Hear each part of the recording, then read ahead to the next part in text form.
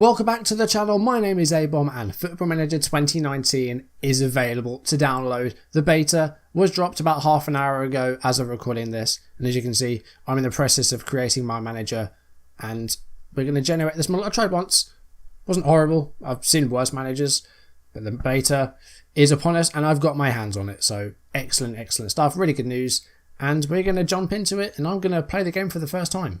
Now, if you're excited to see Football Manager 2019, do give the video a thumbs up, leave comments down below, and if you want to see videos as and when it's up on YouTube, do hit that subscribe button either down below or in the bottom right hand side of the screen. Don't forget to hit the notification bell to receive updates if I upload or go live. Follow me on social media so you don't miss any of my content. Let's jump into it. As you can see, I've done a date of birth, we've got our face, let's dress ourselves now. I think we'll go with this. It's not far from, I haven't really got that sort of side parting, but it's close enough. I'm not too bothered about that. So we've got our manager, and here we go, the home menu. So we're going to jump into a career. Of course, you've got fantasy draft mode. If you're interested in doing some draft videos, let me know, because I do want to do some of those this game. I've put it off for long enough. Create a club. I don't think I'll be doing anything with that this year. I might have a look at it though, who knows. But we are going to do a career mode. Now, badges and that I will be installing in the next day or so. License fixes and whatnot, they will be added. For now though, we're just going to stick with what they've got. We want to play this game as soon as we can. We're going to pick Chelsea. Chelsea is the team I'm going to be managing on the beta. We're going to go for an advanced setup though. Let's try and add a few more leagues. We don't just want to load England. We don't want a quick start. Let's see what else we can add. So I wonder if there are any new leagues. Any new countries added. I'd like to see Japan added, but that doesn't look like it's in there at all. No, it's not. I would like to see Japan in there, but never mind. So as you can see, I've added a bunch of European nations. I've also added Argentina, Brazil, and the USA. I feel like that's enough there. So with my databases, this is what I tend to do to try and get, you know, a good number of players. I like to load the players from every continent that are either playing for top clubs, that have continental reputation or national reputation. And I guess, do we want that as well? Or will that include, yeah, that will include other stuff as well. So we'll go for that as well. So that gives you clubs in continental competitions as well. So we've got about 108,000 players. I think that's pretty good. Again, I always say this, don't pay too much attention to the estimated game speed. You don't really need that. So I feel like that's enough nations in that. Advanced options down below, none of this is different. There's nothing here. We're going to prevent use of the in-game editor just so you know that there's no shenanigans. Do we want to disable attribute masking? For those who don't know, attribute masking will hide a player's true stats until you have them fully scouted. So instead of telling you they'll have pace of 17, it'll say pace will be between 15 and 18, for example. So if you disable that, it'll give you their true attributes. It'll make the game sort of a bit easier for you and it'll give you less to do. But we're going to try and, you know, take advantage of scouting as much as we can. So I'm not going to be disabling that. I think that's all we're going to add there. I've got do not add key staff on there as well. That's automatically on there. I don't think there's anything else we need to add. Game start date. We're playing in England, so we will make our start date as early as we can. That's fine. Let's start the game. All right, so we've got our database sorted out. It's just setting it up for us, and then we will have a look around. I haven't watched too much in terms of Football Manager 2019 videos. I've seen a few here and there about, you know, the new features, but I haven't watched a lot of gameplay. So a lot of this is going to be a big surprise to me. I know that there's huge changes to training. I'm very aware of that. Same with tactics as well. There's going to be some big changes and some that we haven't even been told about. So this is going to be very exciting for me and for you. All right, we are ready to work on our manager now. We will use that profile. Now we have to choose our style. Now, given that we're managing Chelsea, it's suggested that we have a Continental Pro license, and that would be an international footballer at a global level. I'm not going to have that. I'm going to put myself as a Sunday League footballer because it's the lowest you can be. Okay, so I've gone for more of a motivator style manager. I've moved my attributes to favour the tactical a bit more, seeing as the player experience isn't as high. In terms of my attributes, as I said, I'm more of a motivator. I've gone more for determination and motivating on the tactical side. Determination will help you to get more decisions go your way in terms of the board. I'm not focusing too much on player or youngster knowledge as we have scouts. The same reason I'm not really focusing on the coaching attributes is because we have coaches and we have goalkeeping coaches. So I'm not too bothered about that. In terms of tacticals and mentals, that I've kind of gone a bit balanced with those. Working with youngsters, I've gone quite high, as with tactical as well.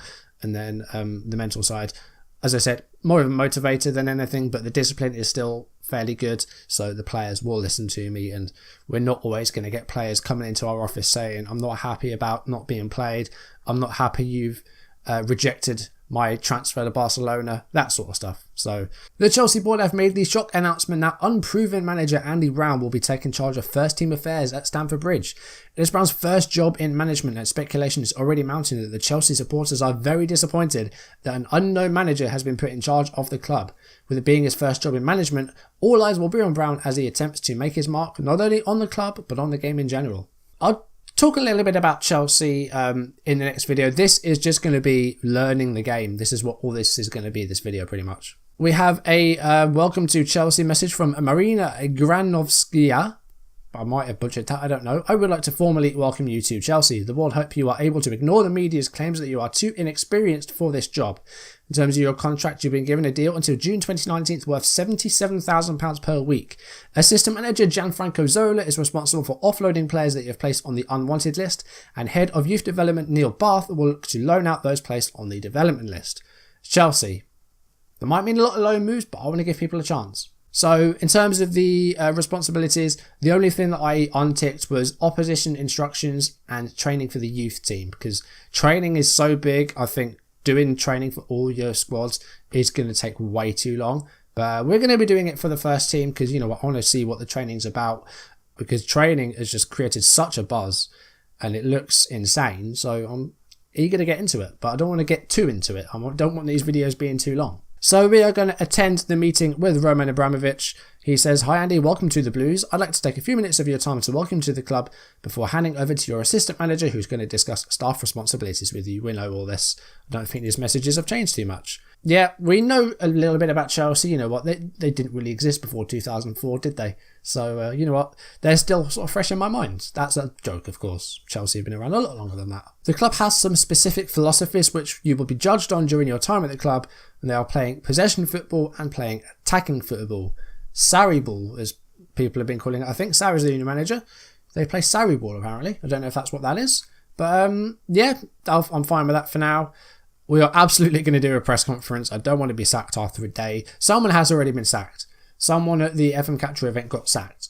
I'm not sure who it was, but someone's been sacked already. Okay, so shortly we will have our meeting with Zola. We have a tactics induction here. Tactics express how you want your team to play.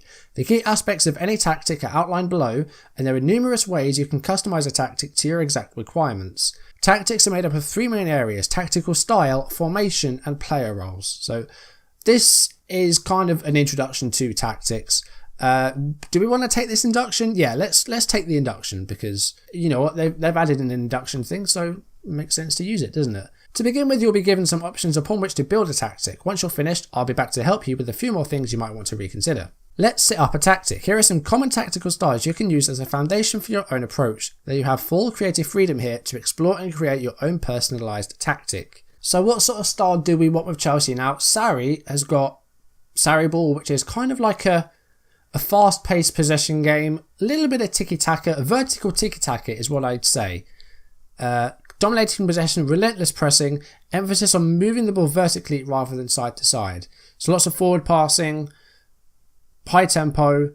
That's the sort of thing Sarri wants to play. And you know what, I think we need to do something very similar, I think. So we're going to go with this. Now, in terms of our formation, so it's suggested that we go for a 4-1-4-1 wide with a defensive midfielder, a 4-4-2 diamond that's narrow, or a 5-2-1-2 with wing backs. I like the look of that. I think that might be good. I think, you know what, 3 centre backs, and then you've got like maybe Alonso and Azpilicueta on the wing backs, and then 2 midfielders, maybe something like I don't know, Jorginho and Kante, and then maybe Hazard in that advanced playmaker, or maybe even Hazard is that false 9 with maybe Pedro as that advanced playmaker, and then Morata up top as a complete forward, or in other cases maybe Giroud up top as a target man. I like the look at that, and I think initially we'll look at doing that.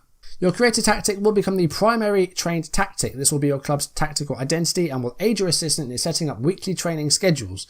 You may also create 2 alternative tactics that will be trained for familiarity. So we can get backup tactics as well. One that has a 4 at the back, maybe one that has just 1 striker. So we do have those alternatives. Tactics are broken down into 3 main areas: in possession, in transition, and out of possession. This is where it gets interesting with the tactics. So these are the instructions that you get for when you're in possession of the ball. So this will determine your width, how fast you play, what happens when you're in the final third, like do you work it into the box, do you go for crosses. So we're being told to attack extremely narrow, underlapping on both sides, focus and play through the middle, playing out of defence, slightly shorter passing. So I like the fact that these are now sliders instead of just shorter or mix or direct or route one. Same with tempo, it's a slider. No time wasting, working the ball into the box and being more expressive. I like that. In transition, define situations where your players either lose possession or win it back, as well as when the goalkeeper has the ball. So taking goal kicks, it's saying distribute to centre backs, so the goal kicks will be short and to the centre backs. But winning the ball back will be trying to counter attack and maybe trying to clear it to the flanks. Who knows? It's saying distribute to centre backs, but after that, I don't know, maybe going wide, who knows? And then phases out of possession, set in your defensive line. So you want a deeper defensive line. Marking, do you want it aggressive? Do you want hard tackling? Do you want to stay on your feet when tackling? That sort of stuff. So it breaks it down into the 3 areas. The last thing you need to do is pick the starting lineup or ask assistance from a member of the coaching team. So it's given us a team straight away. Each player within the starting 11 is assigned a role, and these roles dictate the instructions given to the player within that position. You've got team fluidity. You can have a fluid or structured. Used to be rigid. They've changed it to structured now, haven't they? I'll have a play around with this a lot because you know what, I'm going to need to. So I will be looking into that a lot more. But that's your tactical induction. Pre-season preparation. The players are due to return for pre-season training today. Now would be a good time for you to review your plans for them. During pre-season, a schedule that greatly increases fatigue will benefit the players' fitness, with them being able to stave off fatigue longer into the season itself and reduce the chances of becoming jaded. During the season itself, a schedule that greatly increases fatigue will increase the chances of the players becoming jaded. So I think early on, we do want quite an intense schedule. That might increase injury risk, but I think that's fine. We've got 5 friendlies in there as well. We've got a team called Craiova. There's a team from Singapore. There's Cremonese, who are in Italy. Vigo, who are in Spain. And then Man City, I think that might be a Community Shield match. Yeah, that's the Community Shield. So we could add some more friendlies. We've only got 5. We could try and add a couple more maybe. So because the transfer window is open, there's the background of Chelsea. I'll talk a little bit more about that in the next video. So that's all for the first day. Let's continue and let's see what else it gives us. It gives us our season expectations. Training induction. Now this is where the meat of the new stuff is training. The time you spend on the training ground with the players provides the foundations for long-term success. I think now would be a good time to go through the ins and outs of training with you. Whether you want to prepare your team for the next match or develop your players to their full potential, training is key to get the most out of your squad. Your primary tactic defines the tactical identity of the club. Your other tactics will also be worked on in training for the purpose of gaining familiarity, but to a lesser degree. We have state-of-the-art training facilities. We have 11 coaching staff. Let's take a training induction. Okay, so they will automatically plan training based on the needs of the primary tactic as well as the stage of the season and own personal preferences. But you are of course free to change the sessions at any point. Days are made up of 3 sessions, 2 base sessions and 1 extra session. So at the moment you can see a lot of endurance and resistance and quickness for like team training. You've got your matches in there as well. You've got your physical team training. You've got recovery. You've got rest days. It's pretty mad stuff. Different sessions will have different impacts on things like attributes, tactical familiarity and injury risk. Impacts vary depending on which unit a player is in. The unit, which is the primary focus of a session, will see the biggest impacts. By default, players will take part in the unit that best suits their position, but you're free to move players between units. This can be useful if you want to retrain a player's position. So for example, defensive units, you've got Marcos Alonso, who's a wing back. Say you wanted him to become like a proper left midfielder, you could move him maybe into the attacking unit. Who knows? And then, of course, the same sort of thing. Say you wanted Moses as more of a wing back, you wanted to do more defending, you move him to the defensive unit. Players that are asked to work together in mentoring groups might pick up personality traits from each other as well as playing traits.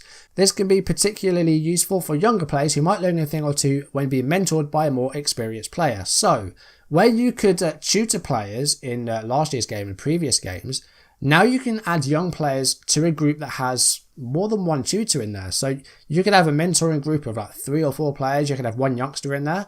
And, he'd get traits from the older players. That works really well. And it's good that you can actually tutor players with more than one tutor. To keep track of player performance in training, each player is assigned a training rating between 1 and 10. This rating takes their performance over the last 7 days of training into account. That's good. I really like that, because the only way you'd know about how people train is from your coach reports, in which they would only tell you if they were training well if you asked for them or if they were showing remarkable training improvements. To help make sure players stay in great condition, you can let me know what level of training you want players to take part in depending on their fitness levels, and I'll make sure to manage their training levels appropriately. So that's good. So if someone's lacking in match fitness, you can add some intensity. If they're fully fit, you can make it a bit more relaxed. I'm going to need to spend a lot more time on training because there's so much different stuff. I'm going to have to take a lot more time with that, I think. Squad dynamics we know about. We can introduce ourselves to the squad, but I don't think we're going to do that right now. I want to go into preferences quickly. Where are preferences? There they are. Because I want to just have the icons. Now, can I remember how to do this? Interface. Sidebar icons only. That's what I want. There we go.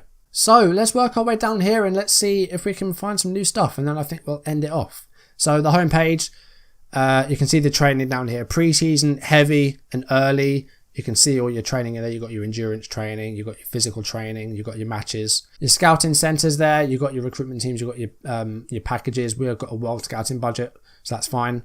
No promises at the moment. That's in the same place it was. Confidence is decent. I think you can change these as much as you want. So you can put a league table in there if you so wish. There you can see that. So you can move this around as much as you want. I don't think that's too different. Your squad depths here. You've got your position overview, which is something that I love from last year. You've got your statistics for your team as well. Goal attempts, general play, discipline, goalkeeping. You've got your facts. So this is your youngest players and whatnot. Training. I need to spend a lot of time on this because it's very complicated. Medical centre, again, that was only added last year, so that's not going to be too different. You've got your schedule, and it does actually divide it up into months now. That's quite nice. Scouting. Now this, again, is where it gets interesting. We've got 12 scout reports, so we can have a look at one or two of these. So Eric Akanji is a 20-year-old midfielder who plays for Open, which is in Belgium, I believe. What I noticed about the scout reports is that there's a lot more information on the page. It's got your scouting recommendation, which is 73, so you know what? He's got a decent level at the moment. He could play first team. I think he might be ready, but he's got brilliant potential. It tells you how much he's expected to be paid. It tells you how much you'd be able to get him for, even though the team don't want to sell him.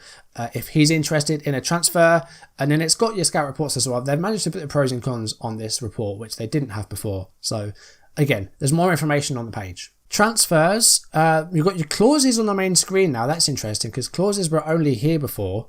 And there's some that you can buy and sell, so you can sell some clauses, but it tells you that on the main transfer centre now. That's good. Some interesting new stuff. I'm sure there's stuff that I haven't even glossed over yet. I mean, you know, training is going to take a long time to look at, and you won't really get a hold of it. The tactics are going to have to work a long time to build a tactic that I'm really happy with. Do you know what? Everyone talks about it. It's very purple. I know it is, but it looks good. With the blue as well, the Chelsea blue, of course, if this had been like Liverpool, that would be red, not blue. It kind of personalises it as well, so I like that. And the purple and the blue goes pretty well together. So I like the purple. I like the purple. But I think I'm going to leave it there, guys. I think I've spoken enough. I feel like I've barely scratched the surface of this game, so I'm excited to see what else it has to offer. But I think I'm going to end things there. I don't want this to be too long. So thank you very much for watching. If you've enjoyed the video, do drop a like down below. Leave comments. If you want to see videos as and when they turn up on YouTube, do subscribe. Either hit the button in the bottom right of the screen or scroll down and subscribe there. Hit the notification bell to receive updates if I upload or go live. And follow me on social media so you don't miss any of my content. And I'm really excited to see what else this game has to offer. There's stuff that I've probably barely even touched, so I'm excited to delve further in and, you know, really get to grips with like training and tactics, because it's a lot to take in. So yeah, next time we are going to introduce ourselves to our players. We're going to get into the match engine for the first time and see what else we can discover about the game. But for now, that's going to do it. Thank you very much for watching, and I will see you soon. Goodbye.